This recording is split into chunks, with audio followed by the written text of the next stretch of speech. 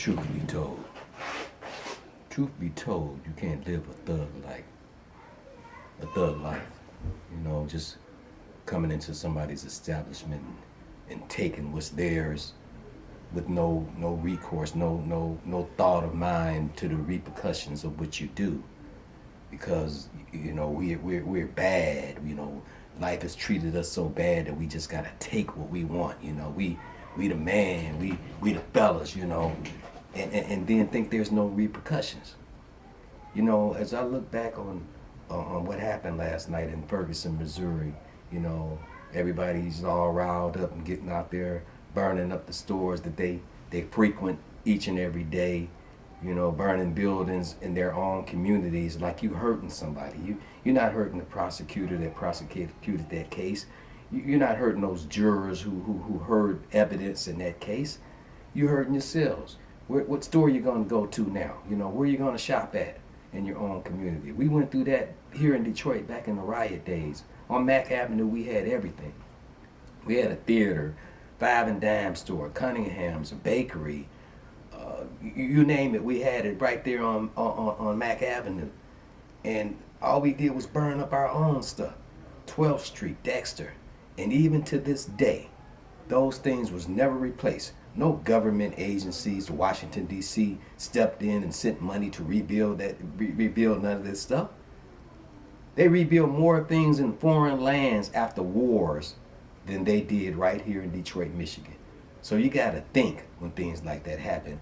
And even though people might not want to hear it, Mike Brown went in the store, as they showed that video, took those cigars, Tipperellos, or whatever you want to call them, with his boy with him, pushed the man out the way like he wasn't nothing, walked in the middle of the street with him in his hands like, hey, I'm the man.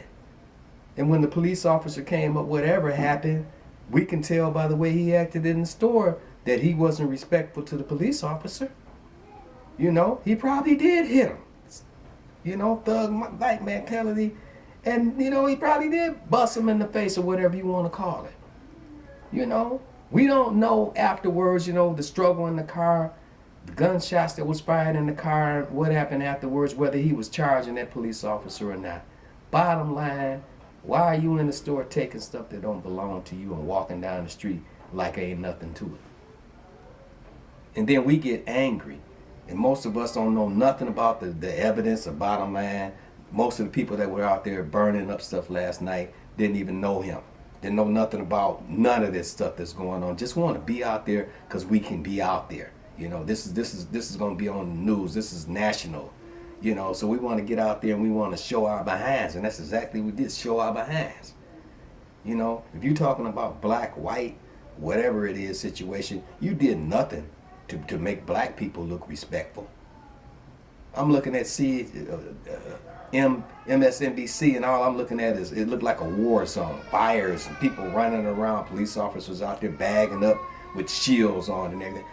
What kind of respect is me being a black person? What kind of respect was that do for me? What did that make me look like as one to say I'm proud to be black?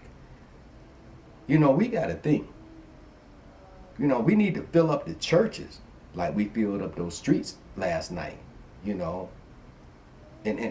have our young people grow up knowing about Jesus more than anything else, having respect, knowing about building up their community, getting their education, doing things constructive, becoming police officers, prosecutors, serving on the jury when they've been summoned, so you can have a voice to be heard when somebody's on trial for something maybe they did not do.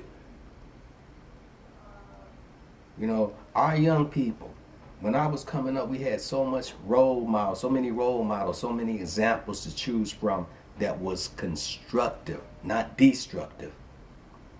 And I wouldn't be the person I am today. Maybe wouldn't even be sitting here in this chair speaking to you, be dead in my grave if it wasn't for those people along the way that I had. And so what I try to do is I try to give the youth and the young people that kind of example that I had. There's very few of us that still have the old standards that's left in the community. So that's why I try so hard in my community, around the kids and the young people that I'm around, to give them everything I have. And as I said before, Facebook is such a beautiful tool to reach out to the masses and to give word and give advice and give constructive type of material to give to young people. You know, there are so many positive things to look up to. There is so much in this world that can be done, that can be created, that's positive, that makes millions of dollars, and doing it the right way. And it can be done the right way. But when the kids look up and look for examples, let's give them those Malcolm X, Martin Luther King, Magic Johnsons, you know, Dr. J's, and Barack Obama. Let's give them that positive. I mean, if you can look at, we got a black president, if you want to get black and white about it. So that tells you, bottom line, nothing added, that you can do anything. You can be the most powerful man in the United States of America. When we elected a black president, that told us right then the sky's the limit. There's nothing that you can't do. Excuses time was over and done and dead right at that moment we elected Barack Obama as the president of the United States. So I say today, be positive. Be a positive role model. Be positive and unite your family.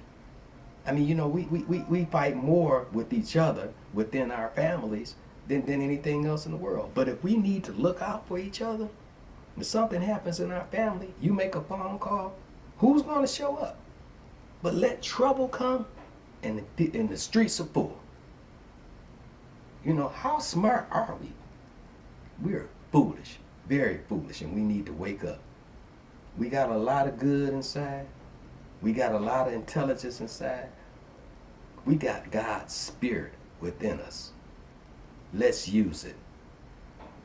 No harm, no foul. I meant no harm to anybody. Just telling it like it is. God bless you all. Peace.